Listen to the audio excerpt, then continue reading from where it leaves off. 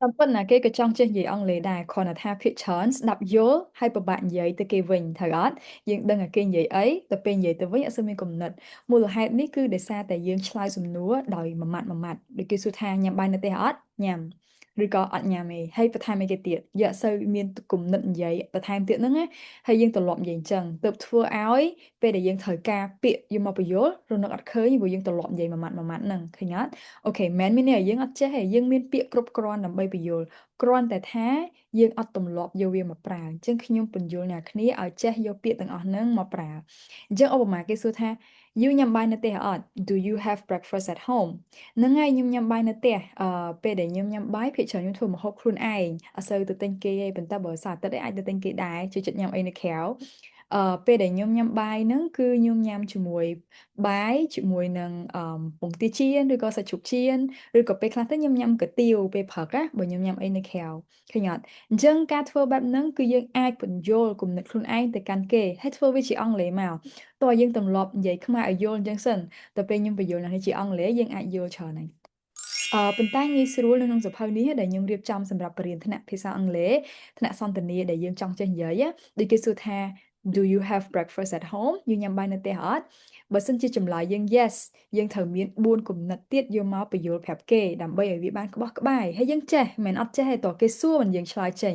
ដល់ពេលគេអត់សួរយើងនៅអត់ឃើញណាអញ្ចឹងខ្ញុំប្រាប់សំណួរហ្នឹងឲ្យអ្នកគ្នាដើម្បីចេះរៀបចំយកមកនិយាយអូខេយើងប្រាប់ថាអ្នកណាគេធ្វើម្ហូបឲ្យយើងញ៉ាំយើងអាសា skip breakfast អត់យើងញ៉ាំតែយើងធ្លាប់អត់សូវញ៉ាំអត់ឬក៏មួយទៀតyou ញ៉ាំអីគេពេលផឹកហ្នឹងណាហើយឬក៏ you ផឹកអីគេដែរអូខេអញ្ចឹង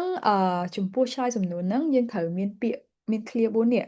ទី1 don't have enough time អញ្ចឹងបើគេសួរថា you ញ៉ាំបាយនៅផ្ទះអត់រងដោយសារតែខ្ញុំអត់មានពេលគ្រប់គ្រាន់ដែលភាគច្រើនកូនសិស្សនិយាយថា time enough ខុសអ្នកគ្នាវា say enough time I don't have breakfast at home because I don't have enough time ឃើញអត់តែប៉ុណ្្នឹងក៏ល្អដែរដែលភាគច្រើនកូនសិស្សរនឹកមិនឃើញនឹងនិយាយអីអញ្ចឹងសភៅពុម្ពនេះគឺវាជួយយើងឲ្យយើងមានគំនិតហើយ prepare breakfast បកប្រែថាធ្វើម្ហូបពេលផឹកin the office អ្នកខ្លះញ៉ាំបាយនៅផ្ទះទេញ៉ាំបាយនៅ office គេនិយាយថា in the office I don't have breakfast at home but I have breakfast in the office or in my office or on the way to my office skip breakfast អត់ញ៉ាំបាយផឹកណាអូខេអញ្ចឹងពាក្យទាំង4ហ្នឹងគឺយើងយកវាមកផ្គុំដើម្បីឆ្លើយសំណួរ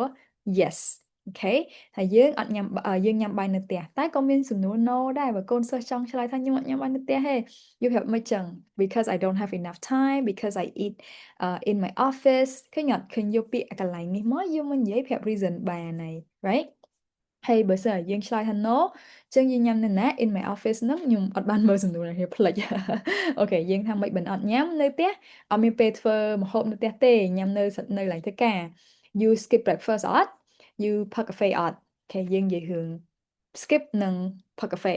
ដើម្បីបន្ថែមព័ត៌មានទៀតព្រោះធម្មតាគេញ៉ាំបាយផឹកគេផឹកកាហ្វេអ្នកខ្លះអត់ញ៉ាំបាយផឹកទេតែផឹកកាហ្វេ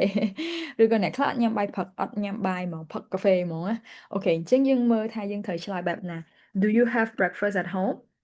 You say, yes, I do. I have breakfast at home. Why? Because it is fast and easy. វាលឿនហើយងាយស្រួលណាគេធ្វើម្ហូបឲ្យយើងញ៉ាំសំណួរទី2នេះ Who prepares breakfast for you? My